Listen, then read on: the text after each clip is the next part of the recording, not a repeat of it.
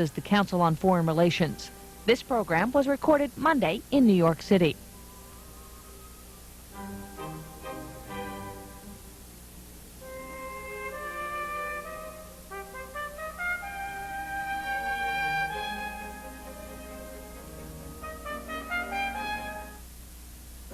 Ladies and gentlemen, thank you very much for being so prompt. I'm Donnie Fussell, and I've got a pleasant task here this evening. I want to commend all of you for coming to this meeting tonight. The subject matter is certainly timely and vital, and our speaker is right in the middle of it. He is a quintessential public servant. I've known him for many years in the most favorable light, as many of you here in this room also know him. He's been recognized by presidents of both political parties. He has served his country with great distinction in just about every job that I can think of, in state and defense and CIA. And so many things are so important, and Frank has done them all. But I think I would have to just dwell on one aspect of all of the great honors that he's achieved, and rightly so, and that is when he was ambassador to Portugal. I think that needs to go down in the history books of the United States. And Frank Carlucci deserves the great measure of credit for turning that situation around. And after a distinguished, multi and varied career in the United States government, he decided to go do something else, and he wasn't there very long before once again the country called on him, and once again, because he's that kind of person, he responded quickly in a very difficult situation. I will say that the White House was besieged, and they needed somebody like Frank Carlucci to come in there and straighten it out, give it some stability, do the things that had to be done, fire people, take charge, make the administrative changes that had to be made, and otherwise try to put some rational thought into this very, very delicate and important process. He comes to us as a man with great talent, tremendous dedication, really unusual American, and I'm proud to present now Special Assistant to the President in charge of National Security Affairs, Frank Carlucci.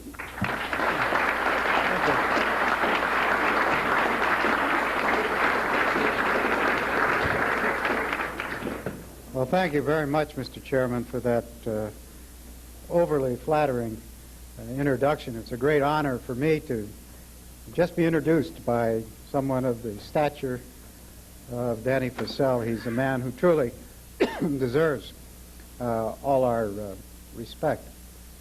It's also a pleasure for me to look around the room and see so many friends. If I'm not careful, I'll just keep nodding as I go around here tonight, as I recognize new faces, friends I'm delighted to see.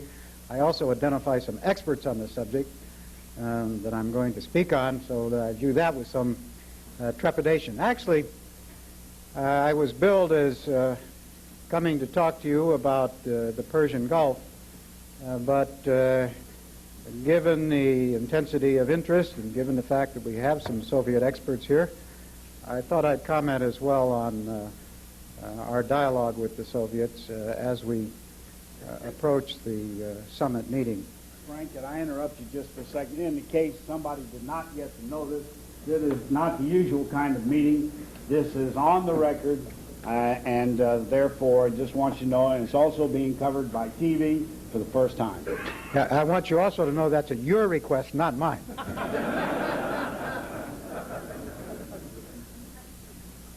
The chairman very kindly mentioned some of the changes that have taken place at the NSC, and I'm going to apologize a little bit if my remarks on the Persian Gulf seem to dwell perhaps too much on process, but I think the process of foreign policy formulation is important, and it's clearly one that I know you are all interested in. It is true that we have changed procedures, we've changed the organizational structure of the NSC. We've had a complete review of covert action programs. The President has personally reviewed all of the covert action programs. We've worked with the congressional committees on setting up a new process for covert action, and we have done the standard things that one does when one inherits a new organization. But the process is really at the heart of the NSC, and we've tried to structure the mechanism so that the decisions are flushed up more readily and implemented more steadily. We've, in addition to the NSC and what is called the NSPG, which is basically a smaller NSC, we have plugged in a new element. And this was suggested by the Tower Commission, but actually we anticipated it, which is a meeting at basically the deputy or undersecretary level, chaired very ably by my deputy, Lieutenant General Colin Powell. I recall that the Carter administration had somewhat the same mechanism, and it worked, because that provides the link between the famous IG-SIG structure, which is a labyrinth, and the actual cabinet level deliberations. And we like to think that the decisions are flowing smoothly and in a somewhat self-serving way. I'll claim that you haven't seen many articles in the past year on administration's arms control policy, for example, in disarray. Sure, there are differences, but at least we've gotten away from describing it as being in disarray. Actually, for what it's worth, and I recognize that one has to discount a certain amount of this, one of the Soviet officials told me the other day that one of the reasons that they felt the process was now moving along so quickly was that decisions in Washington were being made rather rapidly, and they were hoping that the pace would continue.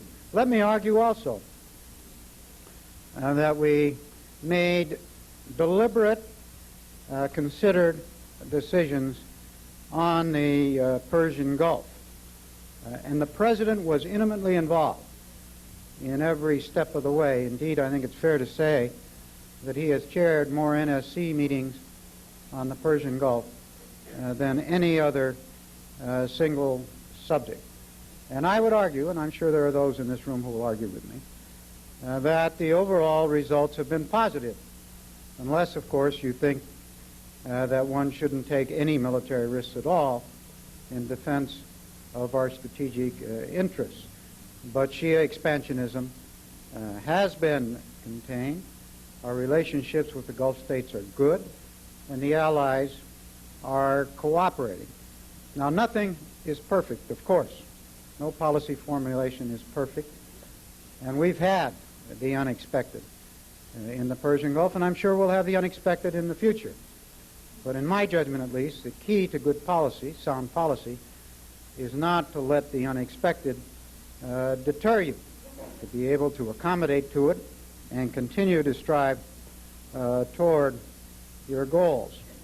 Now, let me take you back for a minute to late 1986 and early 1987, where it's no secret we had a credibility problem in the region. Iranian troops were poised outside of Basra, and Kuwait was willing to turn toward the Soviet Union for assistance. We examined this policy closely,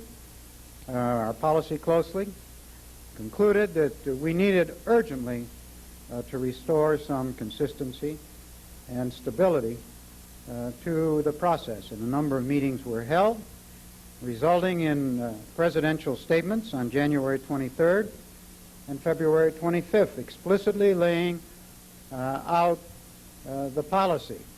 Support for freedom of navigation, continued supply of oil, and that means over land as well as by sea, support for the moderate Arab states in meeting their legitimate security aspirations without upsetting the Arab-Israeli balance, and trying to bring about an end to the Iran-Iraq war without victor or vanquished.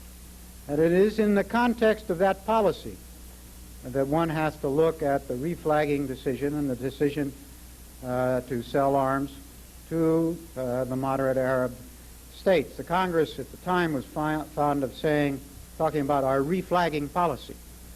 Reflagging was not a policy, as most of you in this room recognize.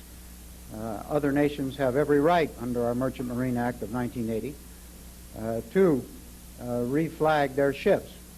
Allowing them to go forward seemed to be perfectly consistent with the policy goals that we had laid out. It also seemed to be well within the limits of risk. We didn't get any negative vibrations at the time, and we consulted with the Congress. We didn't hear any negative vibrations, at least not substantial ones, out of Iran. And by and large, what we were doing met with the approval of the Gulf states, not without reservations on the part of some, but as I say, it was well within the normal risk limits. And the JCS saw no need to increase substantially our forces in the Gulf. At the same time, we made a conscious decision to push ahead on the diplomatic track. You may recall George Shultz came up for the meeting of the Security Council, and our mission here, led by Dick Walters and Herb Oken, who's here tonight, did just an outstanding job in working Resolution 598 through the process. So we had some diplomatic balance to our military activities in the Gulf. We were very conscious at the time of the need to keep congressional and public support. We were conscious of the need to consult with the Europeans, and yet at the same time convince Iran that we were there to stay, that we weren't about to be driven out of a body of water that we had been in since World War II. Of course, you all know what happened. The Stark incident occurred, and we had the photos of the President consoling the bereaved families. And that kind of thing naturally arouses concern. But no one could talk the President out of going down and consoling the families. But it brought a sense of alarm, and it led to some exploitation of the situation. And the Iranians made no secret about it, that their goal was to exploit our internal political differences, to drive us out, as they said, of the Gulf, just like they drove us out of Lebanon. And as I say, their chosen instrument was really political warfare with a military accompaniment. We, at the time, reviewed our policy again. We became convinced that any alteration of that policy would be a serious mistake. It would adversely affect our credibility in the region, indeed in the world, and that we should press forward. We improved our force structure in the area. We intensified our consultations. I myself went to Europe during that period. And we held up on the escorting until the Joint Chiefs reported to us that they were fully prepared to handle the contingencies. And then, of course, Bridgeton occurred. And quite frankly, that was, in my judgment at least, a lucky strike. One can argue, oh, the Navy should have foreseen that there would be mines in that area. There had not been any up to that point. One can argue that we should have had minesweepers, although minesweepers were really a function of other NATO countries under NATO doctrine. But nonetheless, it sparked off the same debate that we had had before.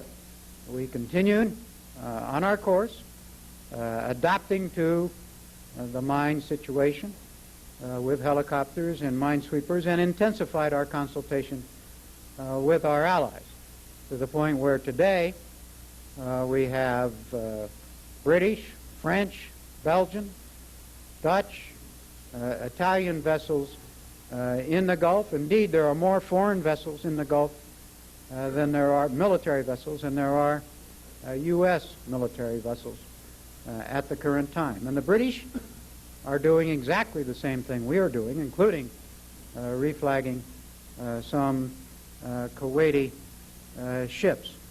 We gained additional support from our allies in the Gulf. And they are very shy about talking about this in public for obvious reasons, because they're uncertain about our staying power. They look at our internal debates and they say, we know we need to help you, and we will help you. But please keep it off the front pages. But I can say to you that the degree of support that we are getting is unprecedented. Indeed, I dare say it'd be unthinkable in the days in which Shai Meyer and I were in the Pentagon. But nonetheless, we had a very active and intensive war powers debate on the Hill.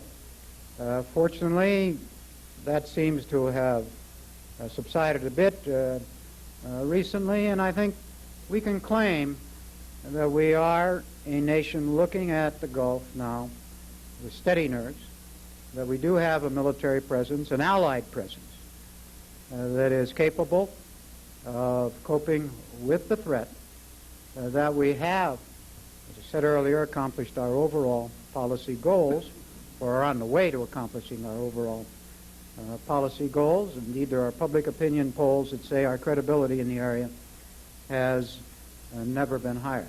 Well, is it open-ended? Question we frequently get. It's open-ended in the sense that the U.S. Navy will have an obligation to protect U.S. flagged vessels in international waters wherever they are, and wherever they are threatened.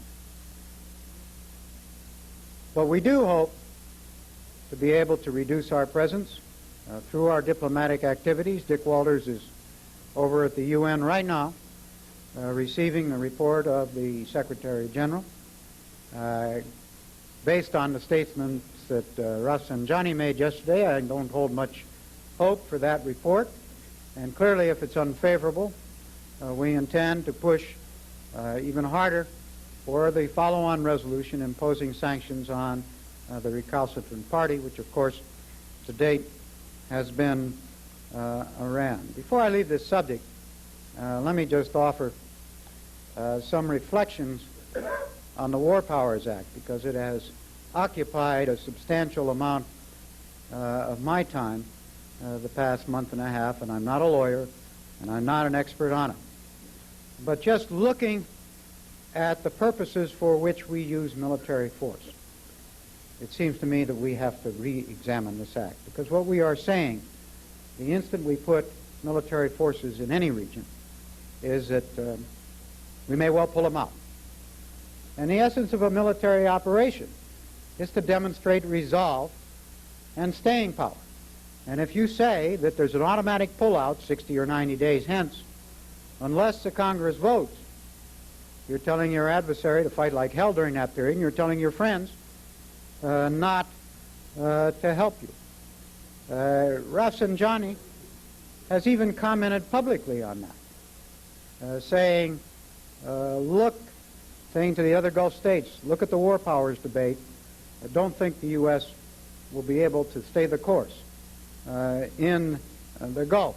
Moreover, the War Powers Act contemplates something in the abstract. And no two military situations are the same. Each have to be treated on an ad hoc basis. Well, then there's the argument that it's the law of the land.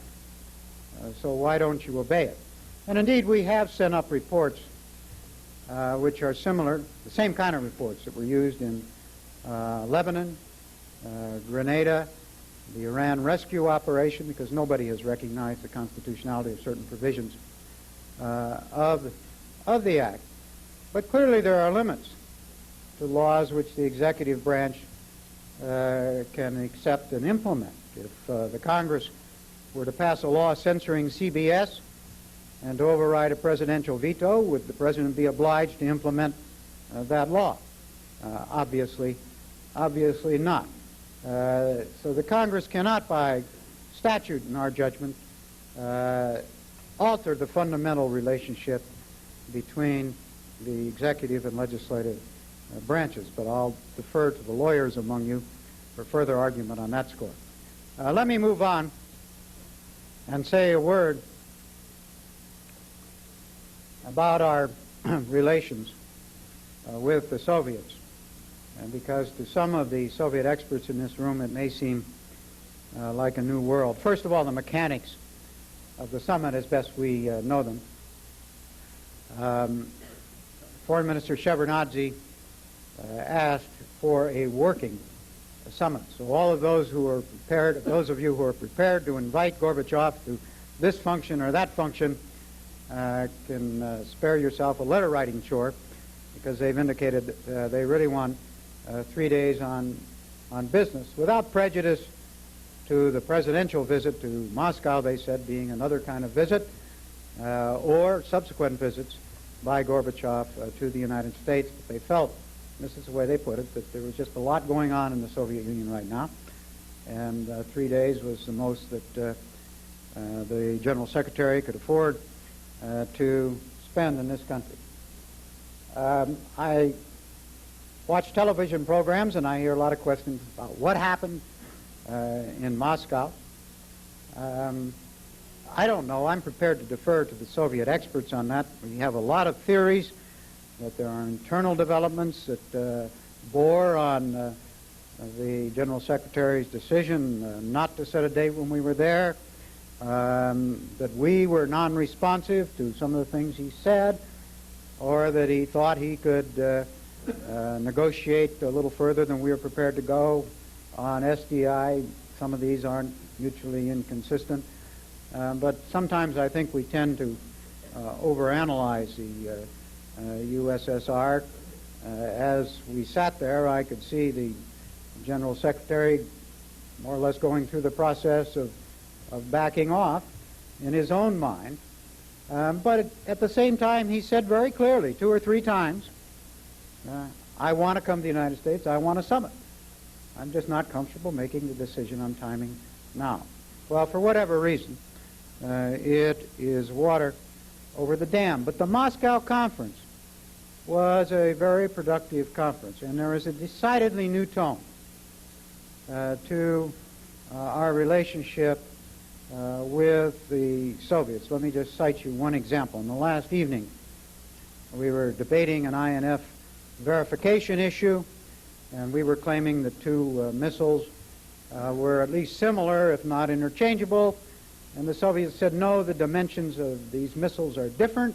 One was a strategic missile, the other was an INF missile. And they pulled out the diagrams with the dimensions of the missiles on them and passed them around for us to examine to prove their point. Or in Washington, Mr. Shevardnadze came prepared to discuss the agenda, and he opened.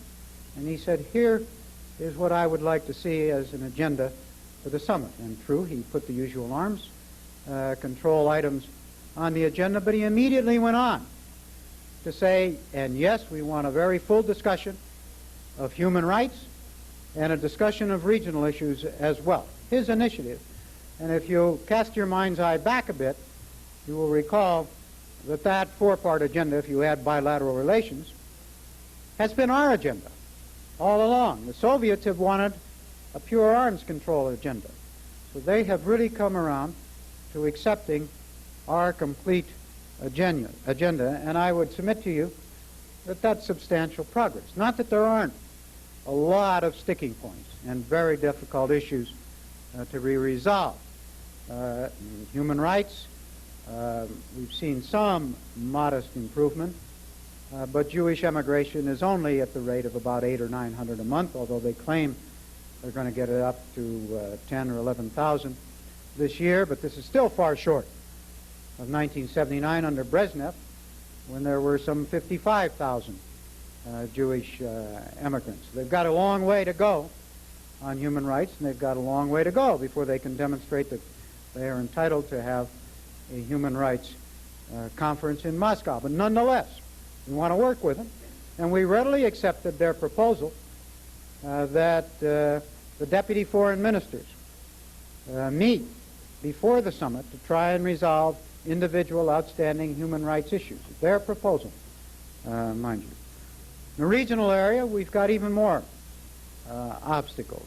We continue to hear nice words on Afghanistan, but we see more Soviet troops there than ever, and we do not see them backing off. Indeed, we had some spirited discussions in areas such as Central America. Nonetheless, we are able, in the context of this relationship now, to have that kind of spirited discussion without anybody stomping out of the room. Indeed, with the Soviets saying, we want to have more of that. Their approach during this meeting to arms control and summitry was also interesting. They didn't start with INF. They said, we want to start with the Moscow summit, where we would like the President of the United States to come and sign a START treaty. And let's work back from there. And we had, as we had had in Moscow, a very good discussion on START. And I may be going out a bit on a limb here, and this is purely a personal prediction, I think the issue of sublimits in START is a resolvable issue. On verification, we agreed that we should move ahead right now, intensively, at Geneva, to study the verification issues. Sure, they continue to link START to defense and space. But once again, the tone has changed. They no longer, at least in these discussions, talk about killing SDI. Indeed, they say, well, we recognize SDI is your program. We're not going to talk about that. We want to talk about the ABM treaty. And there are a lot of problems with the way they talk about the ABM treaty, yes. But we are coming to agreement on a concept of non-withdrawal. Not on a number of years, but a concept of non-withdrawal from the ABM treaty. They've changed their position on such things as research in space ever so slightly. Long way to go on defense and space.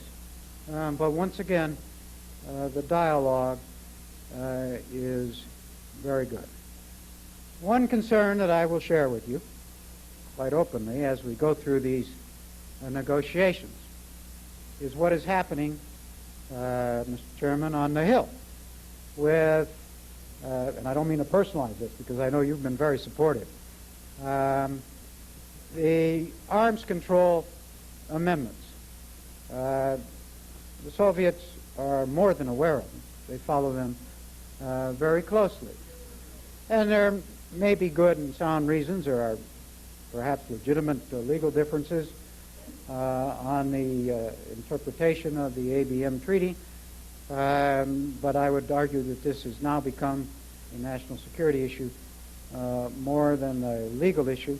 I, for the life of me, can't see the merit of imposing SALT II sublimits on us when we are coming very close to negotiating real reductions on START, nor can I see the merit of restricting us on nuclear testing when we're about to start negotiations, nuclear testing, and indeed have made good progress in getting the Soviets to move toward our agenda in this area.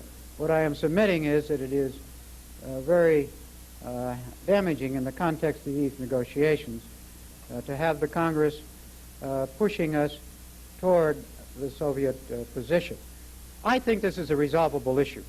I've had some constructive conversations with the chairman of the two Armed Services Committee, chairman and ranking minority members of the two Armed Services Committee, House and Senate, and I think we can come to a meeting of the minds on this issue. I'm optimistic that we can find ways of meeting the legitimate congressional desire, and it is legitimate, to be a player in all of this and still add to our negotiating position and flexibility that we need.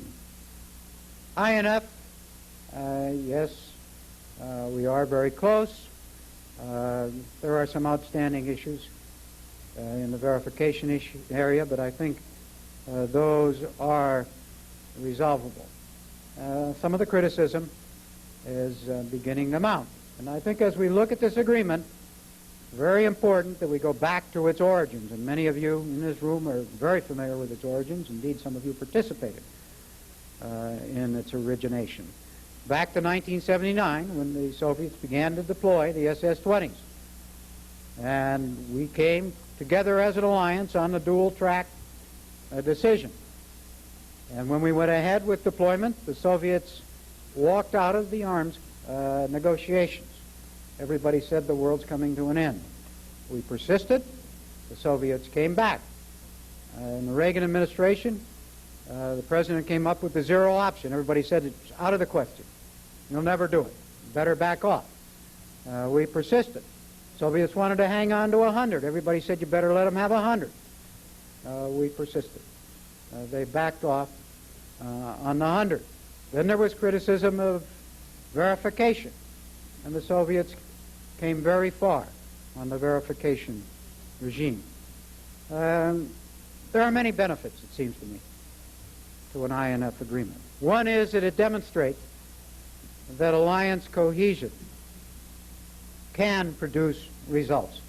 Now, I'm not going to argue that there haven't been any strains in the alliance as a result of this. Clearly, there have been some tensions, but I would argue that these are basically political and they are manageable. And I myself have participated in a number of discussions on that subject. Secondly, it establishes a precedent of actually reducing a class of weaponry. But more important than that, it establishes the principle of asymmetry.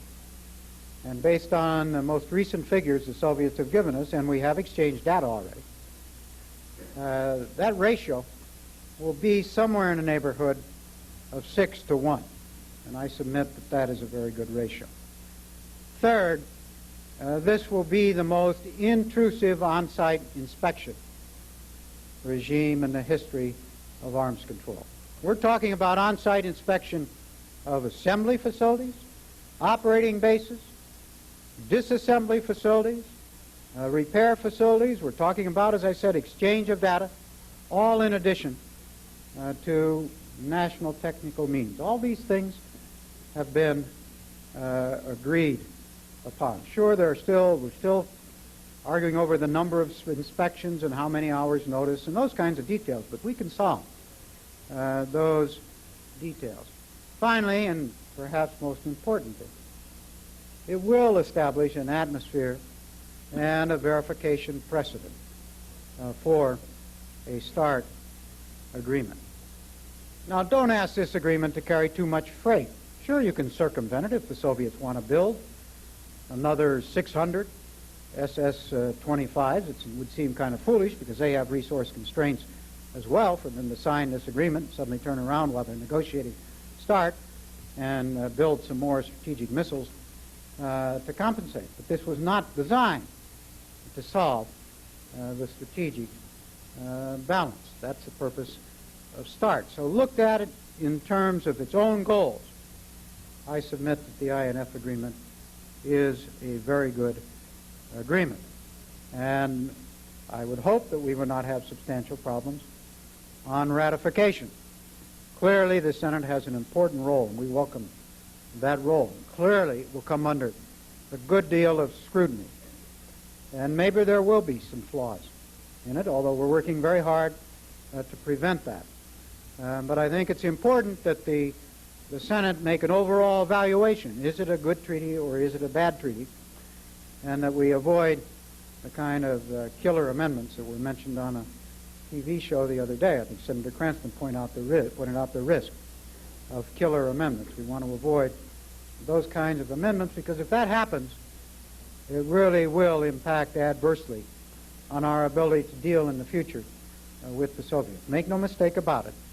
They make no secret of their concern for ratification. Indeed, they say that's one of the reasons they want to deal with a conservative administration, because they feel more comfortable on the ratification issue there. So ratification is extremely important in terms of the overall context of our relationships with the Soviets.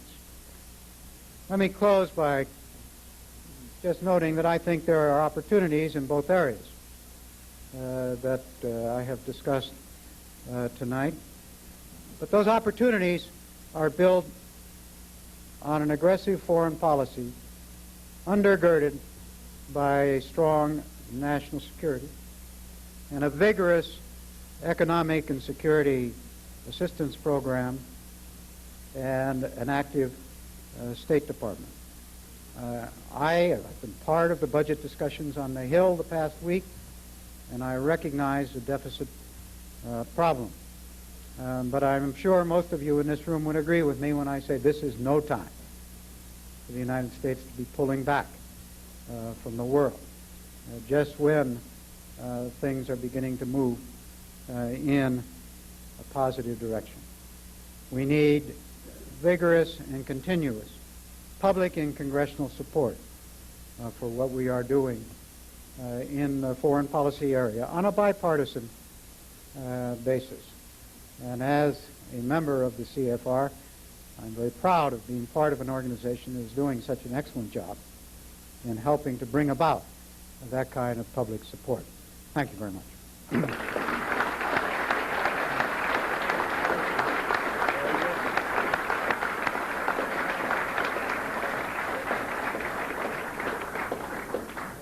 Frank, thank you very much for that overview. We'll have some time for questions.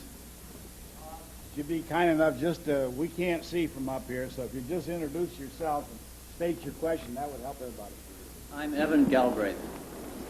Given the fact that we do not know how many SS-20 were built or are being built, and given the fact that these missiles are mobile and that their launchers are mobile, by definition, we cannot verify the absence of such missiles. And it seems to me that holding this treaty out as a verifiable treaty is going to sow the seeds of its destruction in the Senate, because this concept cannot logically be put over. I don't think I held it out as verifiable. I think what I said was that this would be the most intrusive verification regime in the history of arms control. You cannot talk in absolute terms on verifiability. I agree with you. You can make assessments of probabilities on verifiability, and that's what was done in the SALT deliberations. It is, you're right, it is much harder to verify mobile missiles than it was to verify fixed site missiles, as was envisaged in SALT II. Nonetheless, over a period of time, your verification probabilities increase. As to the first part of your question, the exchange of data that we've had with the Soviets has been reviewed by the experts, the intelligence experts, once again within the range of probabilities of their verification capability.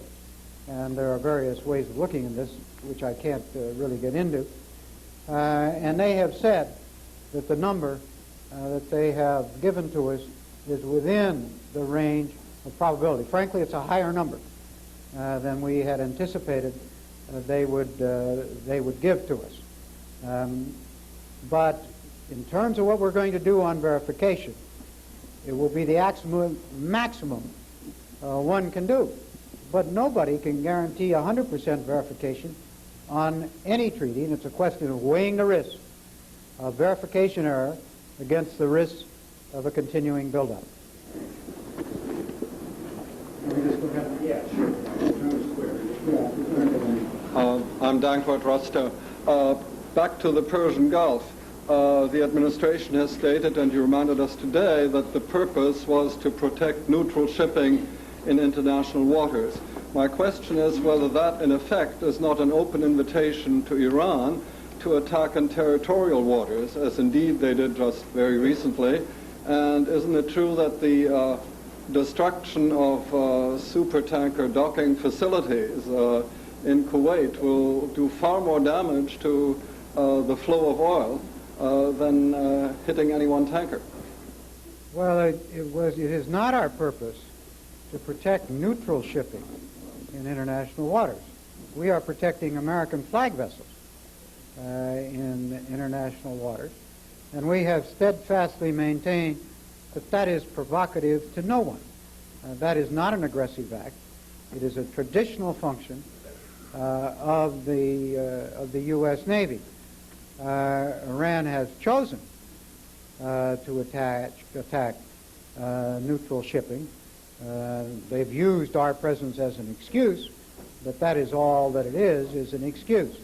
Yes, obviously missile attacks on Kuwaiti port facilities can be damaging to the flow of oil, but Kuwait has the ability to deal with that.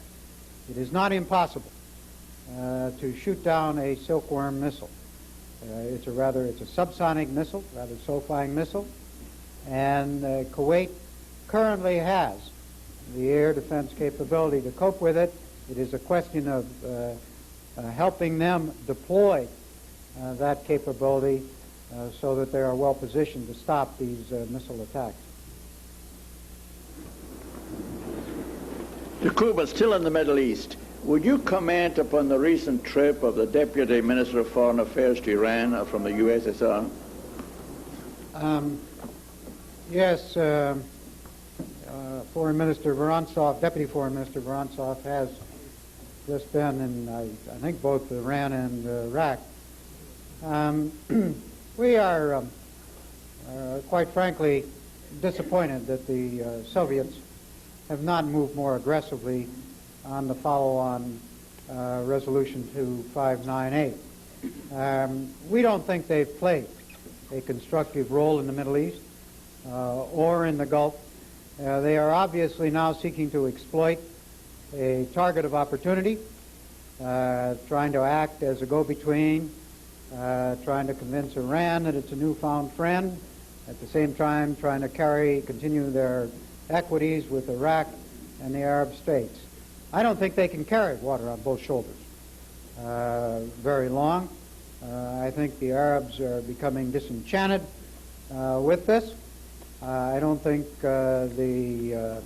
anybody is intrigued with the Soviet idea of, at this point, a military UN peacekeeping force.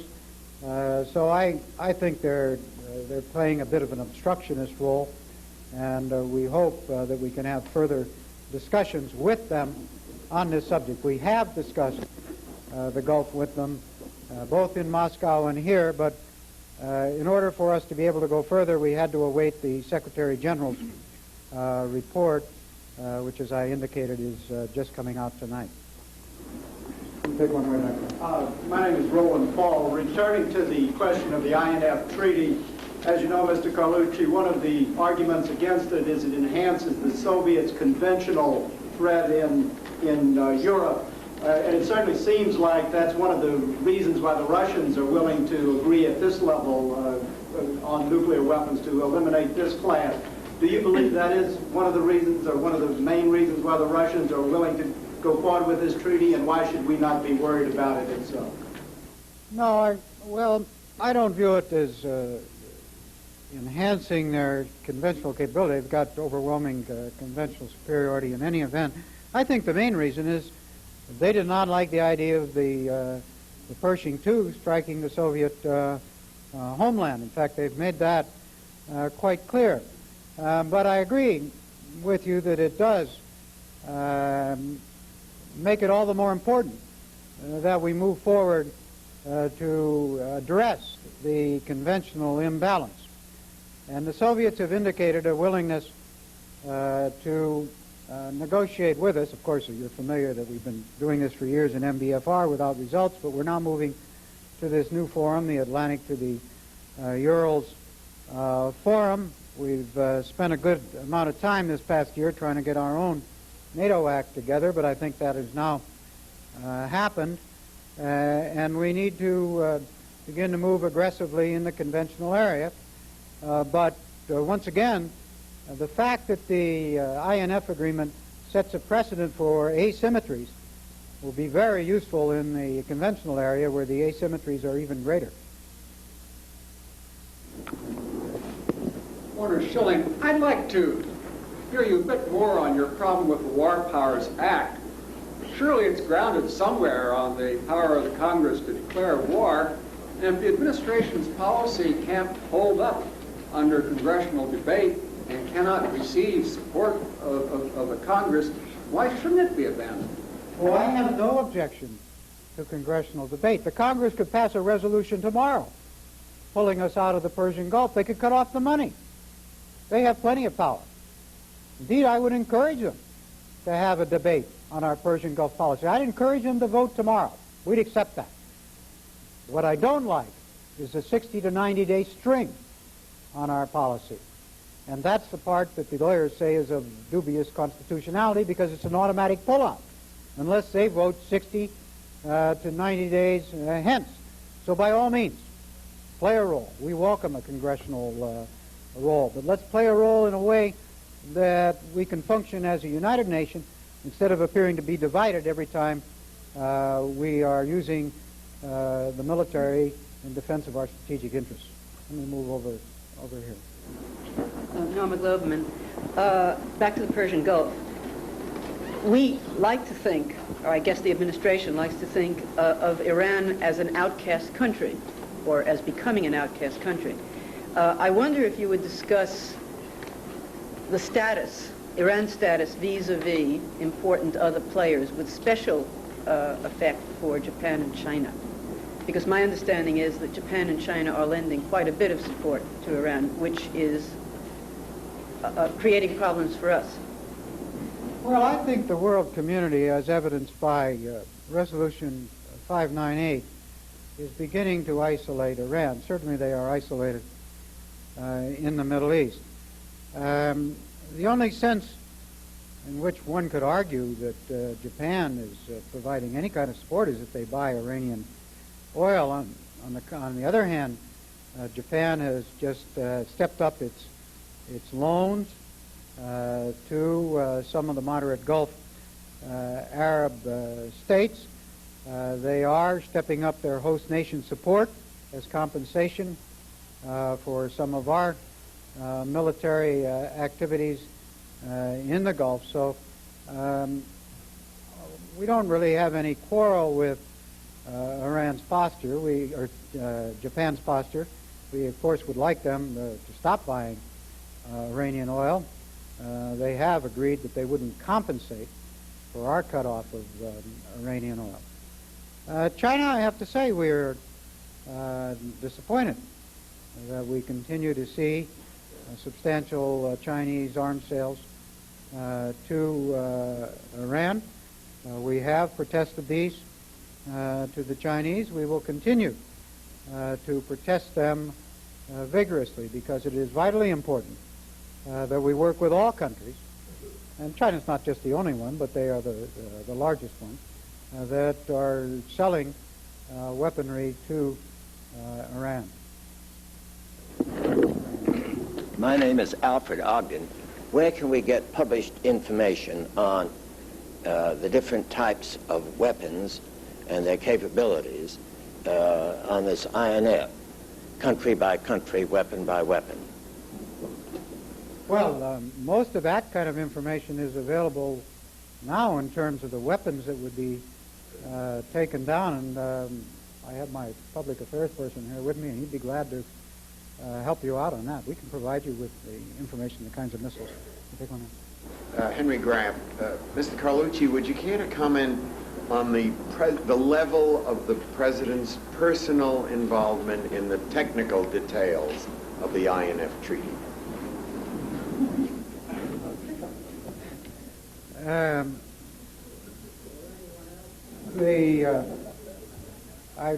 Let me just say, I have not been involved in the technical details of the INF Treaty, so I wouldn't expect the President to be involved. He has been very deeply immersed in the major decisions, indeed. He probably knows more about the Pershing 1A problem than any president would care to know about, because we've talked to him at length about this. He has conversed extensively with Helmut Kohl on the subject. He's very well acquainted with the missiles that are being taken down, the path of the negotiations.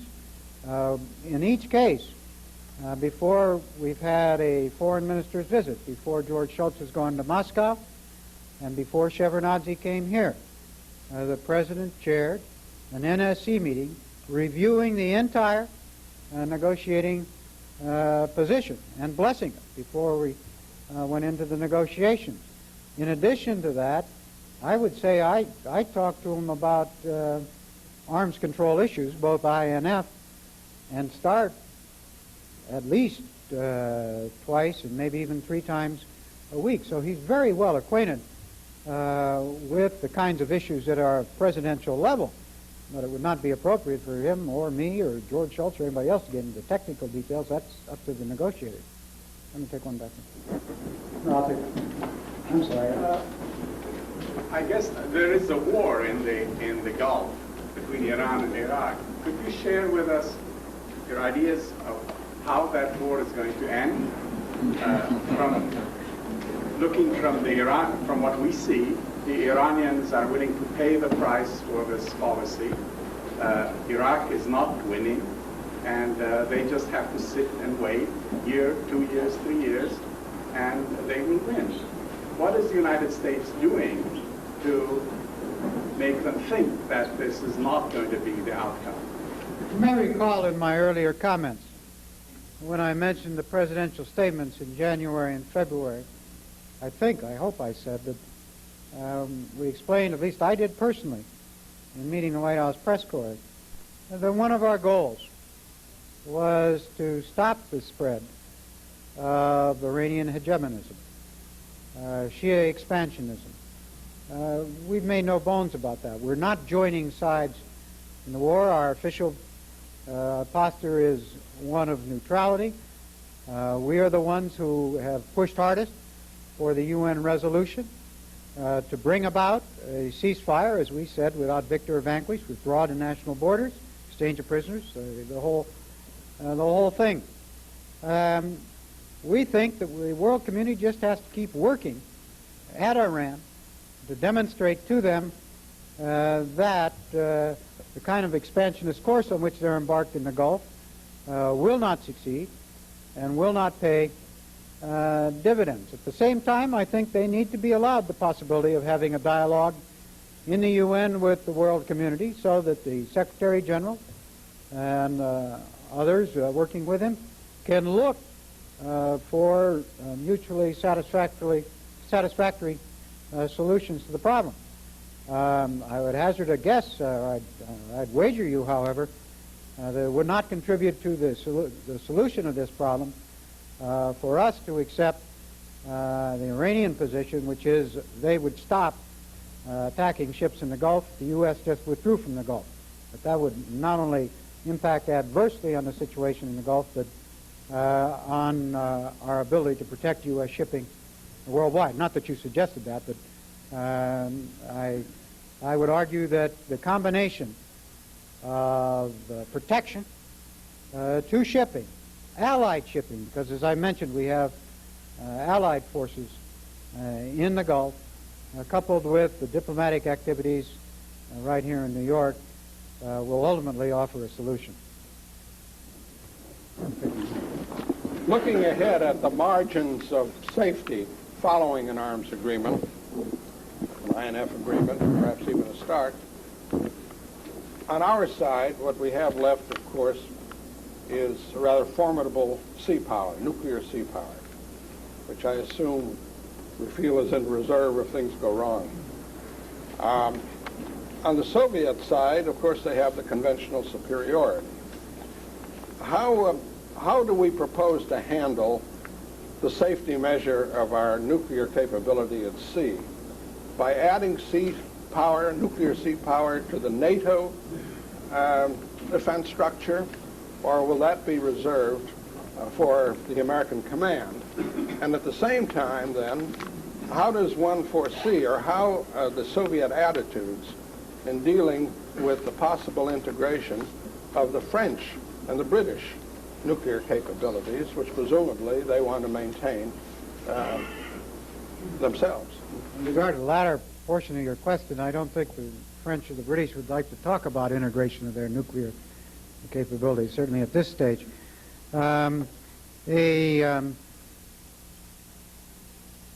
It is very hard for us to put, in fact, I don't think we would, put strategic weapons under a NATO command. There are currently nuclear submarines which can aid in the defense of Europe. But since they also have a strategic capability, it would be inappropriate for us to put them under a NATO command. A START agreement which reduced the Soviet forces by 50% would obviously be a major achievement. But in looking somewhat beyond that, I wonder whether we're planning for our future weapons. The Scowcroft Commission in 1983 and 1984 advocated single warhead midget men and smaller nuclear submarines. We don't really want to end up with 2 or 4 Triton submarines in the ocean. Are we planning ahead, doing the development required for more survivable weapons? As we go through the arms control process, the Joint Chiefs, and there's a former member of them sitting right next to you, look at military sufficiency all along the way. They spend a lot of time doing this, and their reports come up to the president. I don't think looking at this problem, you should not assume that you have to compensate for everything that is brought down, because obviously the other side is bringing down too. So we have to develop a mentality that says, how do you construct a new deterrent? And one point that has been lost in this equation is the shift in the concept of deterrence. From a deterrence built on the MAD doctrine to a deterrence built on a combination of offense and defense, at least initially.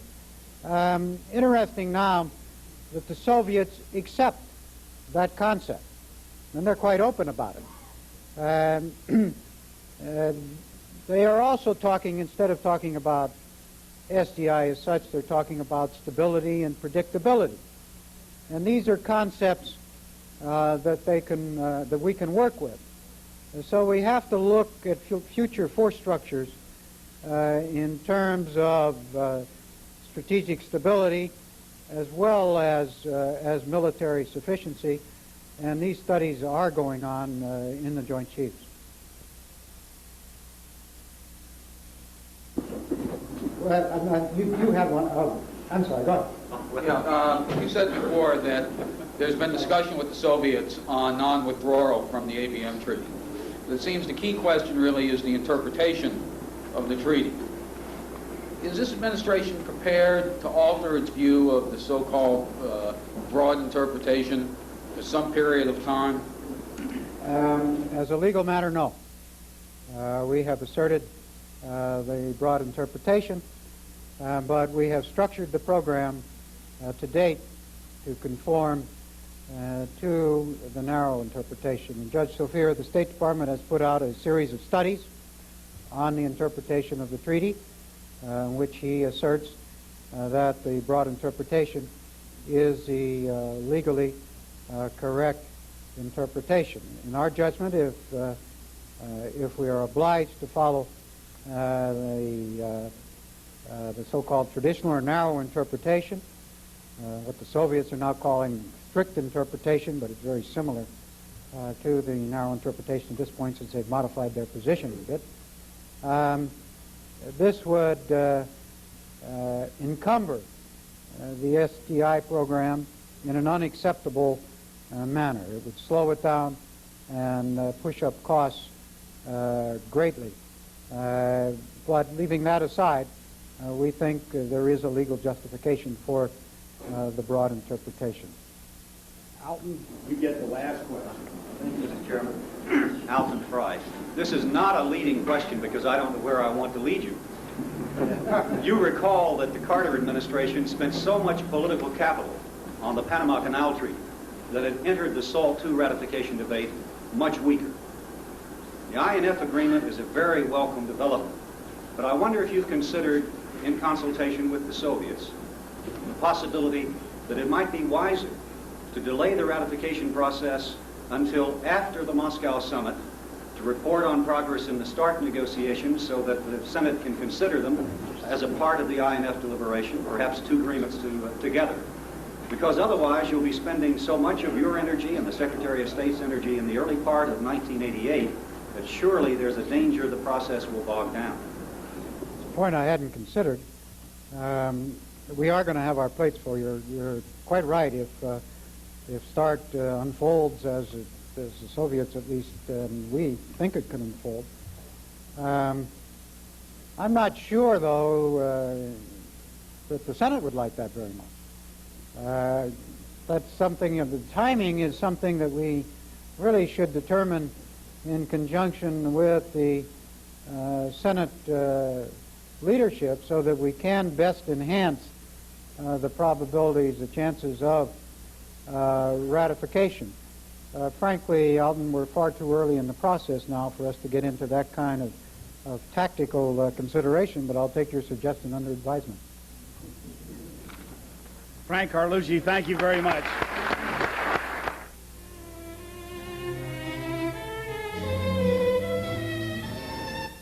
You've been watching National Security Advisor Frank Carlucci address the Council on Foreign Relations in New York City. This program will re-air Tuesday morning on C-SPAN, beginning at approximately 6:50 a.m. Eastern Time. That's 3:50 Pacific.